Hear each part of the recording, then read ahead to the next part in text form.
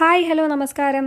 ഇന്ന് നമ്മൾ മഴയത്ത് കുടയും ചൂടി പോകുന്നത് എങ്ങോട്ടാണെന്നറിയാമോ? ഹംഗ്രി മൃണാൾ, ഇടപ്പള്ളിയിലുള്ള ഹംഗ്രി മൃണാൾ.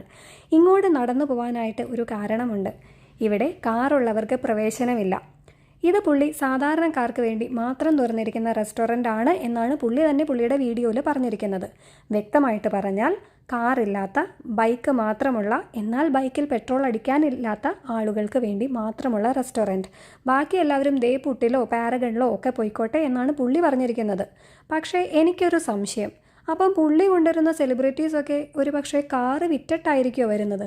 ചിലപ്പോൾ ബൈക്കിലായിരിക്കും, പെട്രോൾ അടിച്ചു കൊടുക്കുന്നതും പുള്ളിയായിരിക്കും. ഇനി അടുത്തത്, ഇവിടെ കസ്റ്റമർ സർവീസ് ഇല്ല, സെൽഫ് സർവീസേ ഉള്ളൂ എന്ന് പറയുമ്പം ഞാൻ ഇത്രയും പ്രതീക്ഷിച്ചില്ല. ആ അകത്തിരിക്കുന്ന ആൾക്കാർക്കൊക്കെ ഒന്ന് ചിരിക്കാം, ഒന്ന് പ്ലസൻറ്റ് ഫേസെങ്കിലും കാണിക്കാം.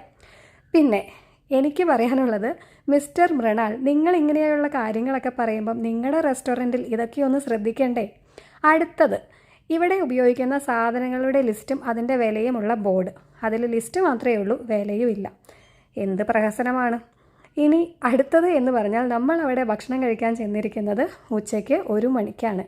ഈ 1 മണിക്ക് റെസ്റ്റോറൻറ്റിൻ്റെ അകത്ത് 16 പേരും പുറത്ത് 6 ബൈക്കുമേ ഉള്ളൂ. ഇവിടെ വമ്പിച്ച തിരക്കാണ്, കാറിടാൻ സ്ഥലമില്ല, ആൾക്കാർ ക്യൂ നിന്ന് മടുക്കുന്നു എന്നൊക്കെ പറയുന്നത് എന്താണെന്ന് എനിക്കറിയില്ല. ഇനി ഞാൻ വന്ന ദിവസം മാത്രമാണോ ഇങ്ങനെയെന്നും എനിക്കറിയില്ല. ചിലപ്പം യാദൃശ്ചികമായിരിക്കാം. എന്തായാലും ഇങ്ങനെയൊക്കെയാണ് കാര്യങ്ങൾ. ഇതൊക്കെ പുള്ളിയുടെ ഒരു മാർക്കറ്റിംഗ് തന്ത്രമായിരിക്കാം. ഇനി വേറൊരു റെസ്റ്റോറൻറ്റിൻ്റെ ഫ്രണ്ടിൽ ഞാൻ കണ്ട കാഴ്ചയാണ് ഇത്, ആൾക്കാരെ വെൽക്കം ചെയ്യുന്നത്. ഈ പുള്ളി പറയുന്നു നിങ്ങൾ ഇങ്ങോട്ട് വരണ്ടാന്ന്. എന്താ അല്ലേ? ഇപ്പം നിങ്ങൾ വിചാരിക്കും ഞാൻ പുള്ളിയുടെ റെസ്റ്റോറൻറ്റിൽ കുറ്റം മാത്രം പറയാനാണോ പോയതെന്ന്. ഒരിക്കലുമല്ല. ഞാൻ ഇതിൻ്റെ ഫുൾ വീഡിയോ എൻ്റെ ചാനലിൽ ഇട്ടിട്ടുണ്ട്, അത് പോയി ഒന്ന് കണ്ടു നോക്കുക. അതിൽ പോസിറ്റീവ് ഫീഡ്ബാക്കും ഒരുപാടുണ്ട് കേട്ടോ. അപ്പം ഈ വീഡിയോ ഇഷ്ടമായെങ്കിൽ ലൈക്ക് ചെയ്യുക, ഷെയർ ചെയ്യുക, സബ്സ്ക്രൈബ് ചെയ്യുക.